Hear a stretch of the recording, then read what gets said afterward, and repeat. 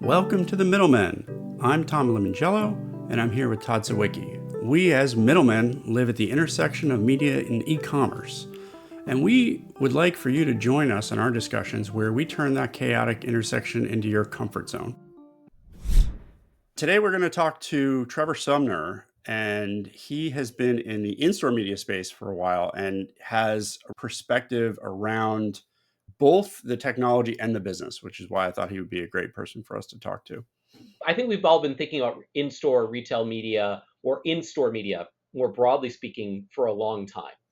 I know you love the tech here. You're, as a former category guy, as a guy who worked with the hold, you love this tech. This is all over you in terms of what you're, interested in. And I was like, Tom, let's pull it back a second.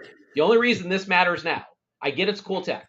Right. Yes. I know you love to talk about e-ink displays and the future of real-time pricing and all that stuff. You sound like my wife when I put my backpack on to go to an event. Yeah, it's good. And right. So I know you love this stuff, but I'm like, whoa, this stuff it was the $0 billion overhyped, underrealized business for a long time because it didn't have demand. It was too custom. Like and there's great examples of in-store media, which are these very highly custom specific, brand specific, one-off things. And it just never really took off. But what's happening now is with retailers is you have RMNs.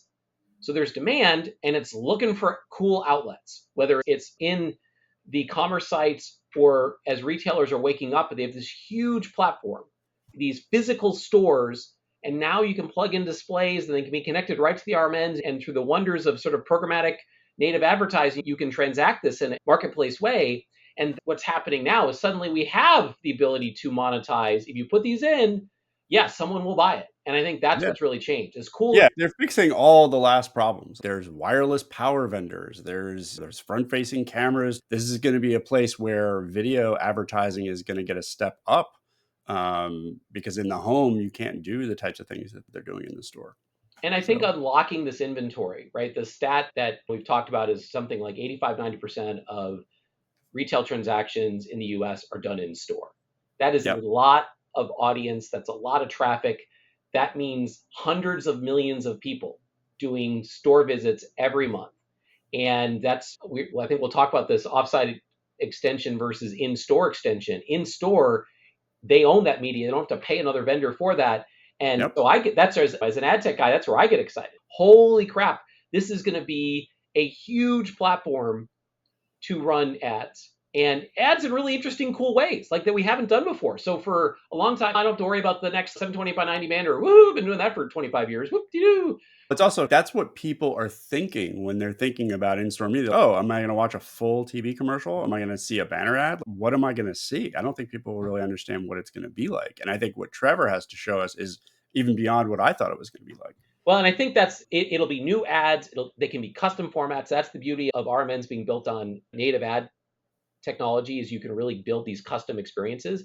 And I think one of the put downs of quote unquote RMNs and in-store media, oh, we're going to bomb people with another ad. When you see these things, the examples that Trevor has shared with us beforehand, you're like, what is really an ad and what's content and that's all? Yeah, is this merchandising? Am I just getting help with the product? Right. Yeah, so that's the type of stuff I think that's the reason why Trevor does what he does.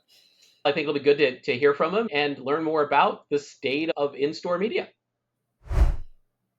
Welcome. It's great to finally have a chance to sit down with you. Trevor, you were referred by a friend, and I feel like we must have run into each other in New York at some point. But if we didn't, I'm happy that we have now because you are someone who is right in the center of what Todd and I have been wanting to talk about for basically since the beginning of the podcast, which is what is the role of in-store media?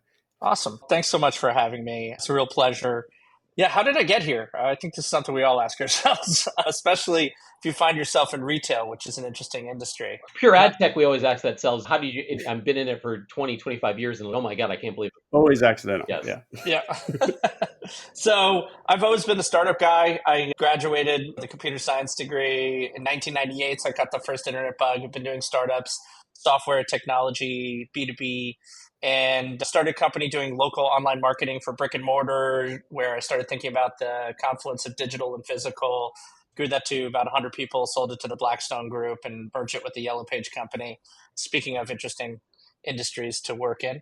And really was thinking about the role of digital in the physical world that we live in, and found myself enamored by this technology at Perch, which used computer vision at retail. The moment you pick up a product, would wake up and tell you about the product automatically, and you could merge it with any type of immersive experience. And was just thought this was a huge opportunity. You think about the fact that 85% of transactions occur in store, and that's actually the one place you can't get any product information, like no ratings, no reviews, no videos. It was absolute madness and upside down. And so I felt that was the next great digital frontier. So I came in as CEO and ended up shepherding that to a sale through Raydiant, where I run AI and data platform products and think about this digital physical frontier all day. So, because we are newbies to the in-store media space, I think it would be very cool if you gave us a little bit of the history of like where it started.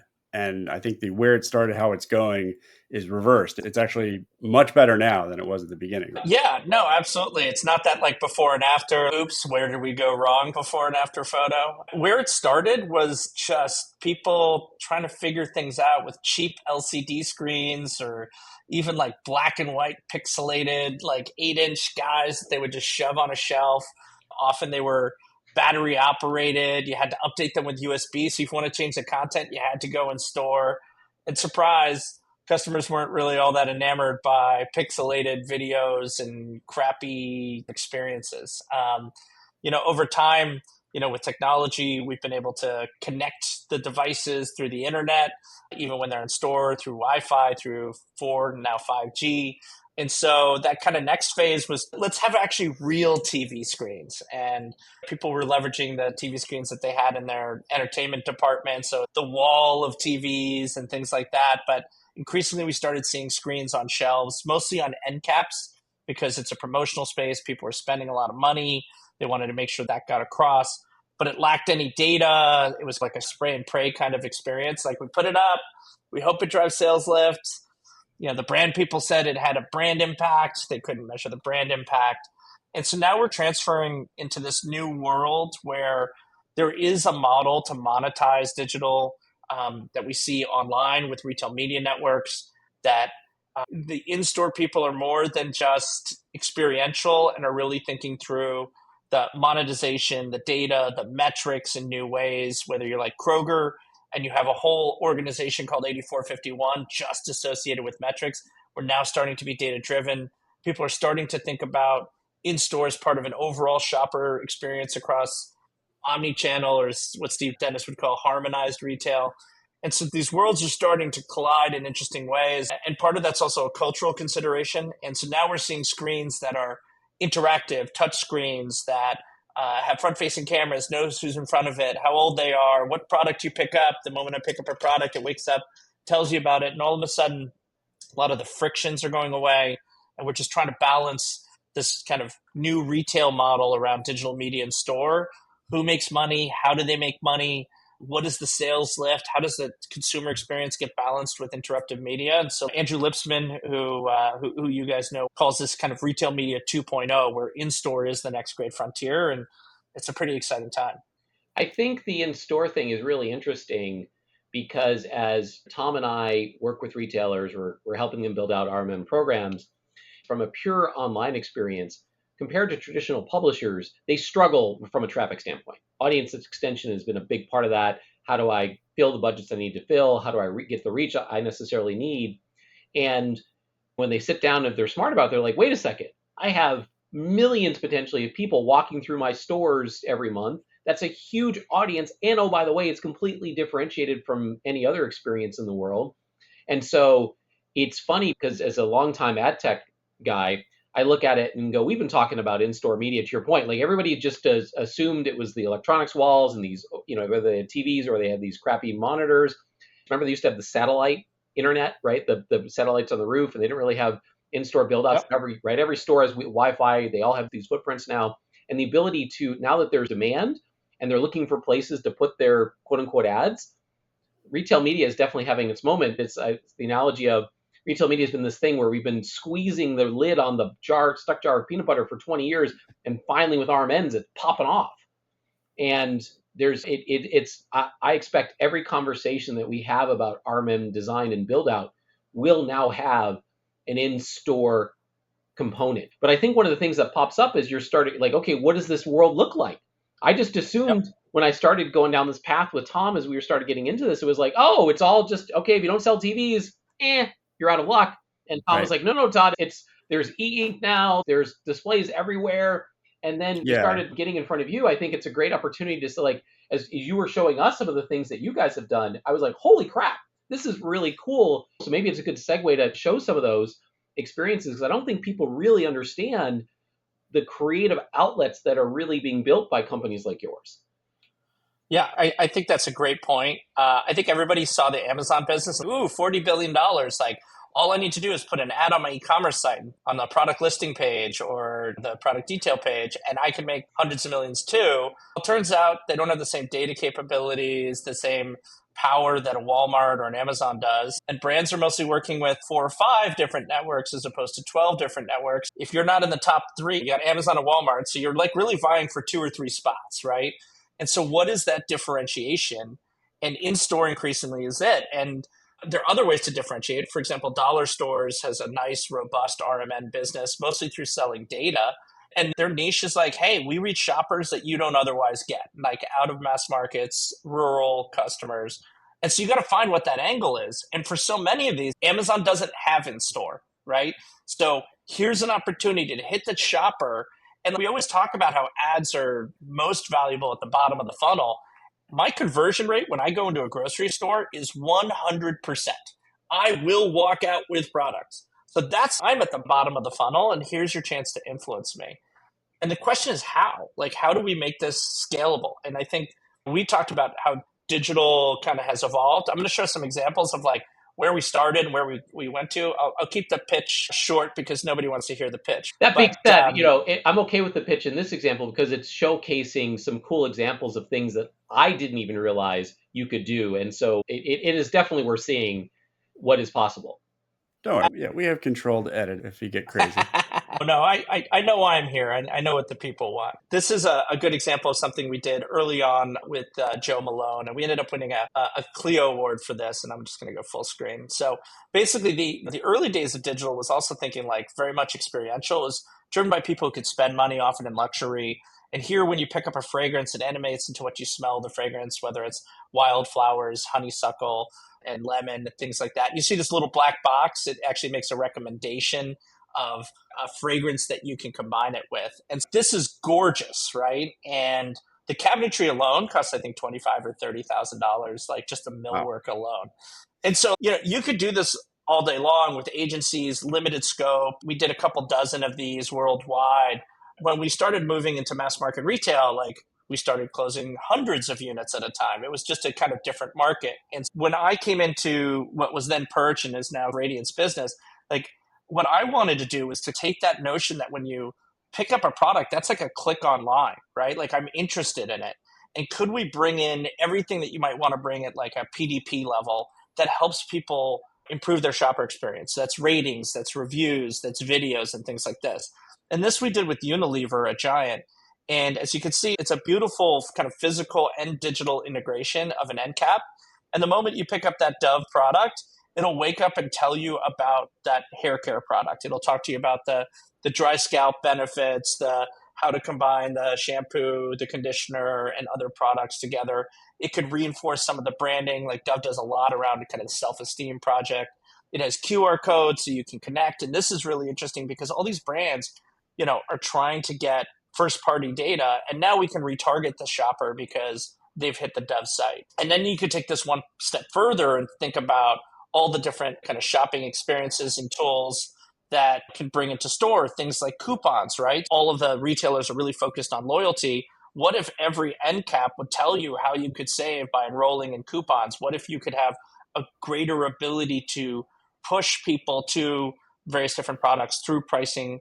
How much more would you get the brands to engage because you have this new messaging channel that's dynamic and digital and can like change every day or every week with what's currently being promoted? And again, here I pick up at the top shelf, which is a cleanse shelf, and it promotes the cleanse, the treatment, and all that together. It could even bring in kind of additional tools. They have actually this cool tool called Neutrogena Skin 360, where you can basically scan a QR code. It launches on your mobile app. You can scan your skin and it'll tell you you have sunspots, you have wrinkles, you have other things, and here are the products that you should use. And this is the kind of like skin thing. And if I put my face in front of it, it'll do that scan. So these are some of the things that people are looking at and really thinking about this kind of new frontier that combines both digital and physical messaging. And part of that is really trying to understand, like, what are the standard formats, right? Like, it's easy to do that if it's a dedicated end cap just for Dove or just for Kenvue and Neutrogena. But if you need to sell that space, how do you make that something that you can have multiple different shelves, multiple different brands, have them compete, raise up the CPMs, although CPMs actually don't make sense because you don't have the 1,000. What data can you provide about actually who's in front of the shelf? We actually have front-facing cameras. So we could say it's a 48-year-old male. Here's the content that gets people from walking by to looking to viewing.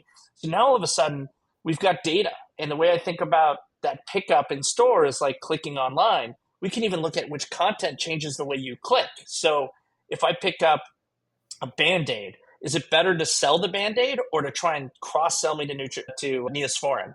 Turns out it's much better to cross-sell.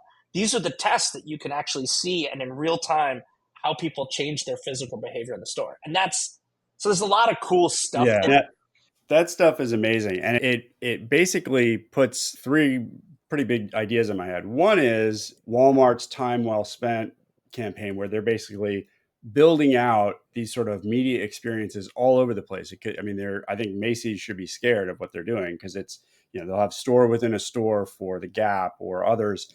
And there are now screens tastefully placed within areas where there were never screens before. On your point about QR codes and price tags, I've been thinking for a long time about how e-ink and screens could interplay. So the coupons and things could be at the shelf level, but there might be screens in the back or in other areas or at the end cap. And so that's another big area. But then I think the biggest one is the one that you just talked about, which is how do I get to a place where in a retail and media environment, this isn't just a Fabergé egg that only one brand can use. It's something that could be swapped out or competed against because, when you move from experiential to a marketplace, you really have to make it so that it doesn't break. It doesn't have to get there immediately because there is this sort of culture of, the brand wants its own special in-store display. And that's what category management was. I started at Unilever, so this is how I was brought up. And the way I think about it is that it's always been that the brands and the retailers have these long-standing relationships. And it's really only brands that are already top of mind where you can do this really intense kind of figure out how to actually, like what you said, do the category extension like right in the store. I think that's really amazing. Yeah, a lot of what we've done has been brand driven because they can basically push that through. I think retailers are struggling because each category manager wants like something slightly different, right? What's right for the beauty, health, pet, baby, where we play a lot, is completely different than produce, right? But where it all unifies is around e-ink and other things. And I think there's also just a question of like, how do you make it helpful for the shopper experience? Because the category manager, hold on, you want to put like interruptive media on my aisles? That hurts my shopper experience. That's not what I want to do. So there's a little bit of an issue of alignment. And we've seen that with some of the early implementations like cooler screens and others where there was a bunch about cooler screens because this is an interesting story. So where did that one go wrong? I have one opinion. They raised more money than I did. Podcast, you're allowed to have an opinion. Yeah, come on. Okay, great. I'm not too afraid of having an opinion. So I think cooler screens was interesting. It was the CEO of Walgreens who spun off and built kind of these huge screens for the cooler door, right? Right. Oh, we've also, I think, seen examples in various stores popped up, at least at worst as experiments, right? Yes. Right. And then he leveraged his relationship with Walgreens to sign a big contract and then raised almost $80 million based upon having a contract with Walgreens, proving, hey, it works. And so there's some VC due diligence questions there. And then they signed this big agreement with Walgreens. They started rolling out. There was some usability issues. There was a CNN hit piece, which I think was slightly unfair. But one of the things, a consumer shopper goes up to it and says, why do I have to put my email address to see if you actually have the Coca-Cola in the cooler? And like goes to that misalignment around what are the incentives for advertising, data capture, engagement versus what are the incentives for the shopper? Give me my Coke. The value exchange. And then also it's like an odd format, right? Like screens are delicate, right? Now you're going to put them on a big screen on a door that moves up and down. We've all been there. We see the kids like slamming the doors. That's why like, yeah, like even like the shopping carts, like you got to be really careful about where you put the screens, like the caper carts and things like that. And so I was like, oh man, it seems like a real maintenance headache. I feel like the costs are going to come. And there were issues a little bit with like deployment and error rates. And Walgreens was like, hey, let's slow our roll. And then Cooler Screen said, whoa, we've just bought a ton of these things. You need to do this. And then they started feuding. And then, you know, Walgreens basically said, we're not going to continue doing this. It doesn't seem to be working for us. And Cooler Screen said, no, you have a contract. We're going to sue you. And it's never good when you start suing your own clients. So I don't know where they are now. They've since differentiated to bring a bunch of their technology. They had great technology around eye tracking and demographics and various different pieces of data hooking into the back end on inventory, things like that. They had great technology. And they're starting to look at applying it in the rest of the store, which I think actually will make more sense economically. But in the meantime, I don't know how they last raised money in 2020. And usually in a VC world, you're raising every 2 years. So I don't know where they are in terms of capital. I don't know who invests in this when your biggest customer you're suing because they don't want to continue. Yeah, I don't think you need to pontificate on what happens to them in the end. It's more like they were indicative of the end of phase one of in-store media, maybe, because they're maybe a little early. They had a little bit of a product market fit issue. But where we are now, companies like yours, where it seems like, if I were still running like an Ahold retail media business, that is a very easy thing to slot into the JBP as to, oh, we're going to do this for you this year if you spend X, Y, or Z, if you get over the certain hump that we've, 100%. I think incentives are so clear here. Like the brands we worked with typically saw 30 to 180% sales lift. Like really, like we have case studies. We could show it to you. That pays for itself. But on the retailer side, they're more worried about category lift and other things, but they can also sell the data. They can sell the program. There's the retail media network. And the data is hugely valuable, right? I'll give you an example. We worked with Purina. And if you ask anybody, where's the best place to put your product on the planogram, what would you guys say? Eye level? I don't know. Eye level. That's the answer. It's eye level is buy level. That's just the answer. Turns out it's not right. 20 years, decades of everybody saying eye level, and the edges on an end cap are actually slightly more valuable and drive more engagement. Next time you go into the grocery store, so you go by the end cap, look how you can see the products on the corners, and then the ones in the middle kind of blend together. It's like an optical illusion, but nobody knew this. And so now you're a retailer, you can sell this data. You can sell data as what's your pickup? I pick up a product to purchase conversion. Oh, people are picking up your product, but they're not buying it. There's something wrong with your promotion, your packaging, et cetera, et cetera. That content, that video you have on your screen is the worst converting from a pickup to screen conversion ratio or average view time ratio. Now you've got all this data that then can be reused across your entire marketing. So like Purina's, oh my God, we need to think about planograms everywhere and start thinking about edges. And the value of that data, if you think about the retailer as like a media platform, starts becoming really interesting. I think that's an important point about what's changed is the retailer is seeing themselves as a media platform. We've been saying, like with Keith from Best Buy and others, that the retailers are publishers and that is their future and they need to think and act. And to your point about the change here with in-store media is moving from something you sell as a special promotion to a single brand to treating it as a platform, like a marketplace. And how do you make something that can be multi-brand? How do you, thinking like a publisher, I need to sell this ad. I don't want to sell a big homepage takeover that's completely custom. That's the old business.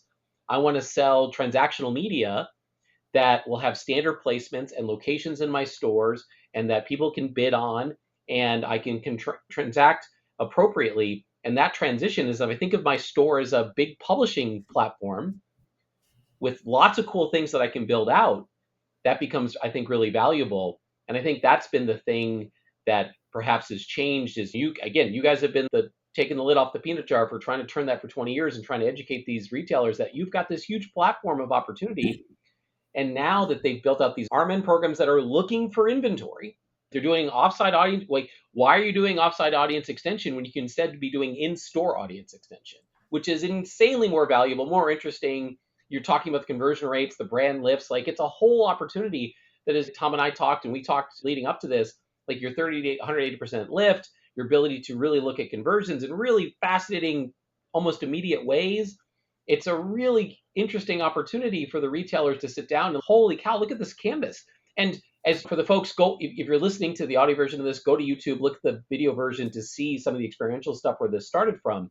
But even as you standardize that, it's like the last one, the Kroger coupon, the QR code, really interesting formats. Those can absolutely be transacted, and they still look fantastic and Yep. appropriate. And I think, and by the way, completely a look and feel, like Target's look and feel can be very different from Kroger's look and feel, because this is all built off native ad technology, which allows you to customize things and yet still transact them in a marketplace manner. And I think that's where this starts to get real exciting for sort of ad geeks like Tom and I.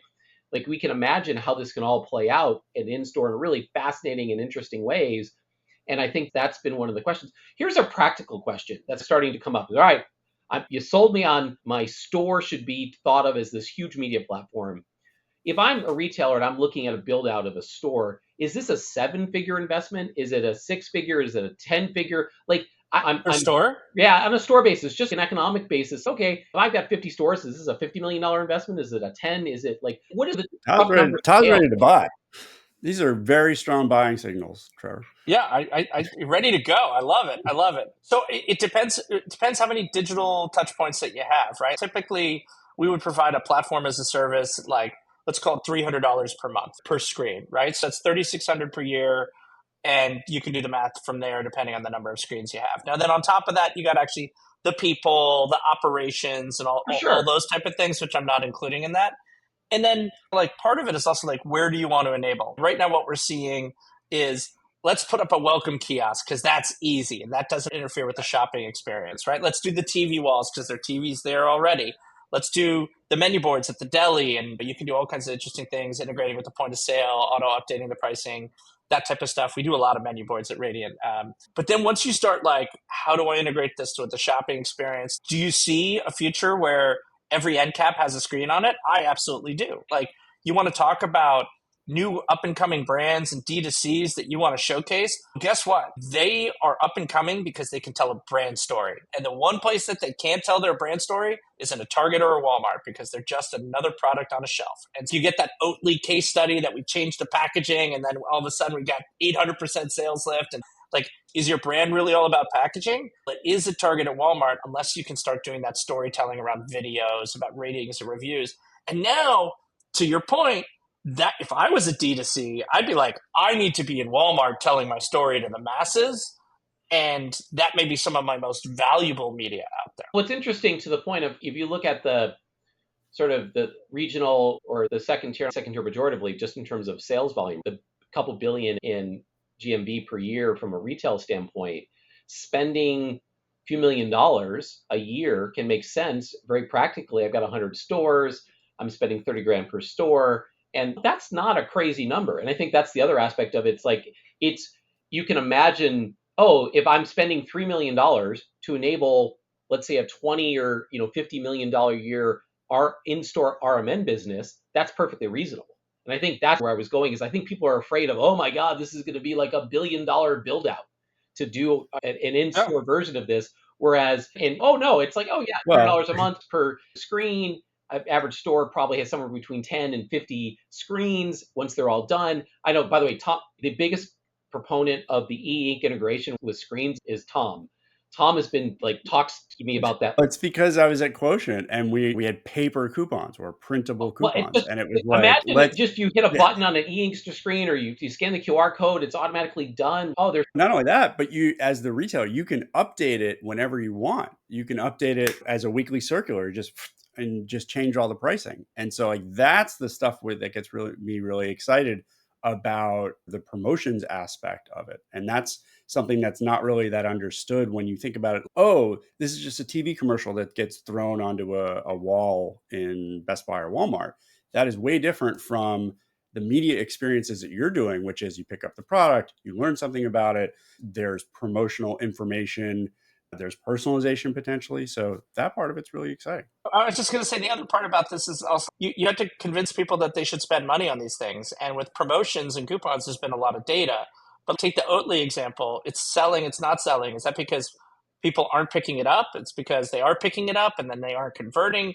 And once you start providing that data, hey, your video in the category is the least performing video. You need to change your video. You need to change your promotions. You need to change your packaging. Like once you're able to provide that type of insight, you're a really wonderful like consumer insight platform for brands. And I was, then you have to spend money there.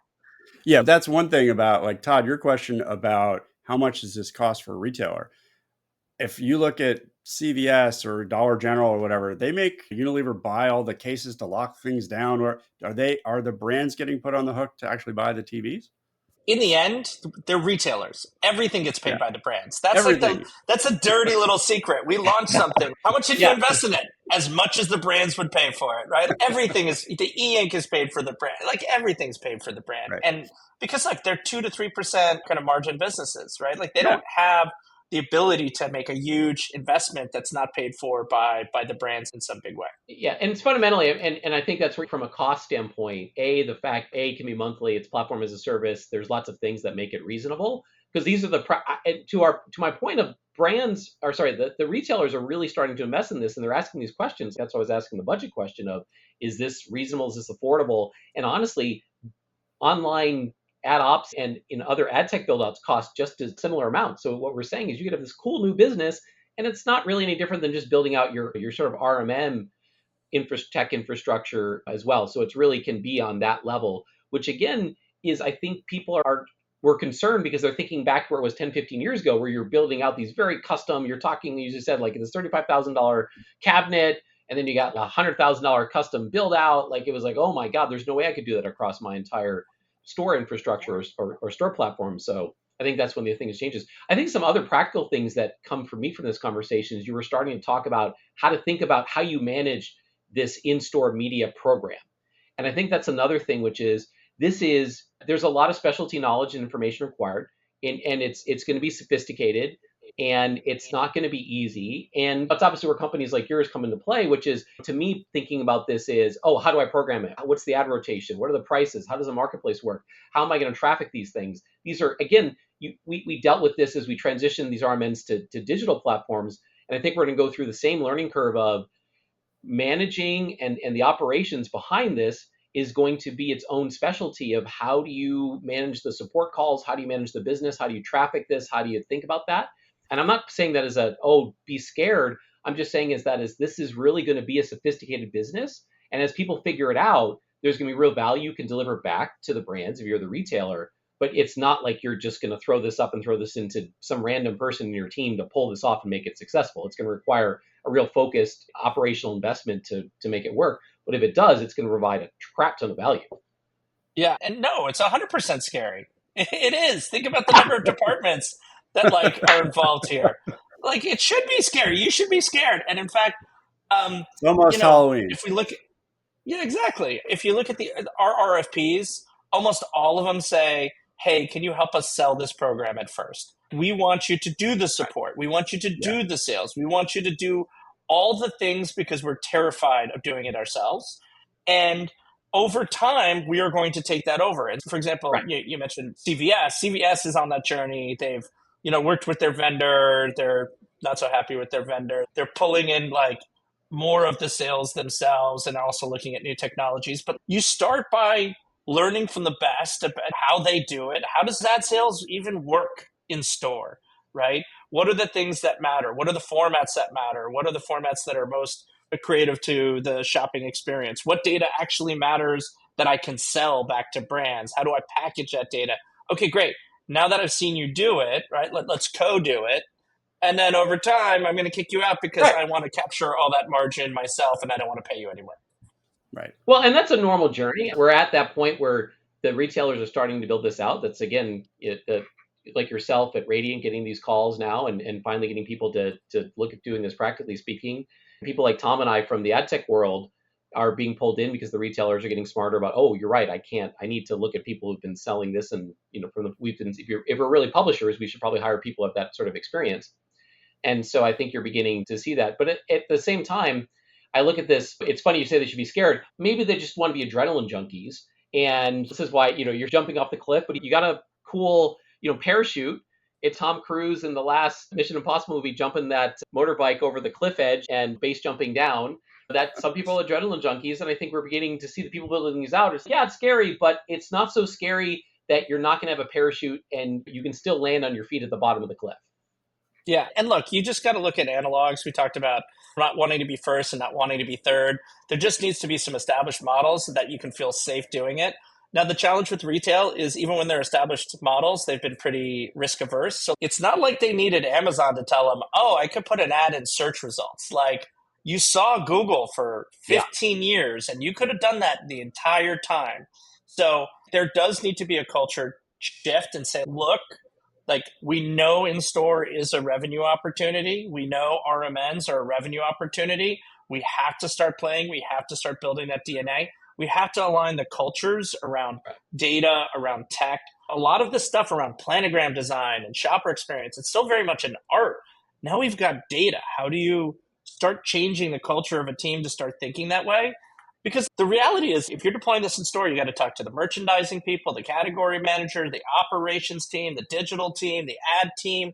Like, how are you going to get that many groups to go where it's a lot easier to put an ad in a search page? But that's starting to happen just because if you think about it, if you're a 2 to 3% margin business, and if you can increase revenue just 4% on the RMN side, with 50, 70% margins, you've doubled the value of the business, right? Yep. And so we're not talking about like some incremental revenue. You're talking about doubling profitability and profit generation and the value of your company.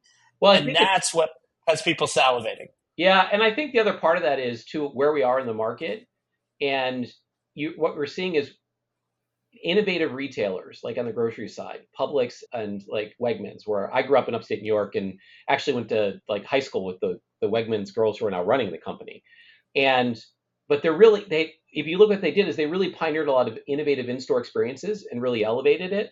And so they're just announcing that they're now starting to build out RMNs, and you just have to imagine they're going to build out in-store components of that. It's just a natural for companies that have always taken care of their in-store experience, again, like Publix and Wegmans, that you're going to see the same thing now on the RMN side. I think that's the other thing is that as this happens, it is impossible for me to think that 100% of retailers will not have an in-store component, right? It will have to be. Everyone will do this.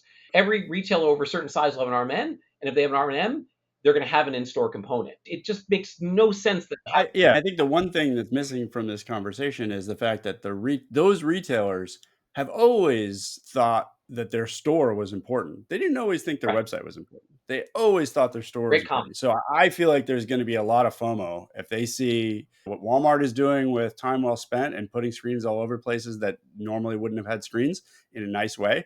They're going to be like, I want to see that. Target should be embarrassed about how well they're doing the screens, because I was like, is this a Target? It's like, no, it's a Walmart. So yeah, I think I have a belief that this time around, all those things that were working against it on the web, where it was like the merchant needs to be involved, they're going to be involved because this is their store. So I don't know. That's my take on it. And I think they also learned a little bit of the lesson when they set up RMNs, which is you're going to have to bundle some RMN spend in if you want your products on my shelves. Right. And so that's how they kickstarted, got some revenue, got some usage, got some feedback. And they're going to do the same with in-store. If you want my online RMN, or if you want your products on your shelves, you're going to have to buy some in-store too. And that'll help us subsidize the early scaling of the platform and the kind of capability build out. And so you actually can mitigate a variety of the risks now. And I think retailers are really realizing that audience, that platform that they've built, that conduit to the customer and customer attention is so valuable that it cannot be ignored. I really want to, I really appreciate you joining us. I want to make sure you get to see the sunset from your tower in Brooklyn. I don't want to keep you for too long, but it's really been a pleasure hearing you tell us about in-store, which is exactly what we wanted to hear. My pleasure. And next time I want an outro on the keyboard behind you as well. I feel like you need to do some custom podcast track back there. To be honest, we do have a title track from Tom. Yeah, it is actually me, and I'm not even Awesome. good enough to use both my hands. I had to garage band both of them together. So yeah, we'll get there. Awesome. Awesome. All Thank right. you so much for the time today. I like that. It's exciting to talk about these things with people, and that the confluence of spaces of advertising, in store, retail media. Like, it's a great time to be alive and in retail. Hey, thank you for making it to the end of the podcast. If you haven't already subscribed to The Middleman, the easiest way to find us is to go to LinkedIn, search for The Middleman Podcast, and follow us, because in all of our posts, we will share links to the episodes on Apple, Spotify, and YouTube. And we'd love for you to rate us on any of those services if you're so inclined. Thank you again for listening, and we will see you next time.